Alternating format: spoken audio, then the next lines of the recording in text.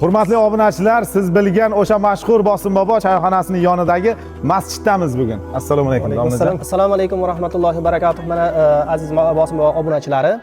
Alhamdulillah, avvalgi videoyimizdan keyin mana masjidimizda ishlarimiz ancha davom etib, yaxshi jarayonlar, mana ustakalarimiz ishlarini boshlashdi. Mana ukamiz Alisherjonga ham Alloh taolo ishlariga muvaffaqiyat bersin. Avvalgi videolaridan keyin va o'zlarining yordamlari sababli masjidimizda ham ishlarimiz davom etyapti. Tez fursatda mana shu masjidni chiroyli holatda bitirib olishimizga o'zi kuch-quvvat bersin. Alloh subhanahu va taolo hammamizni o'zi ihson qiluvchi bandalardan bo'lishimizni o'zi nasib aylasin. Bu masjidimizning qurilishida barchamizning hissamiz juda ham katta. Va aytgandek, ma'lumot uchun pastda karta raqamlar hamda telefon raqamlarini qoldiraman. Ihsonni mukofoti ihson. Domlajon, bu darvozani biz Bosim bobo jamoasi bilan kelishgan holda Samarqanddan Azimjon darvozaga ishonib topshirdik. Bosim bobo jamoasi niyat qilib qo'ygan. Xudo xolasa chiroyli qilib darvozani bitkazib beramiz.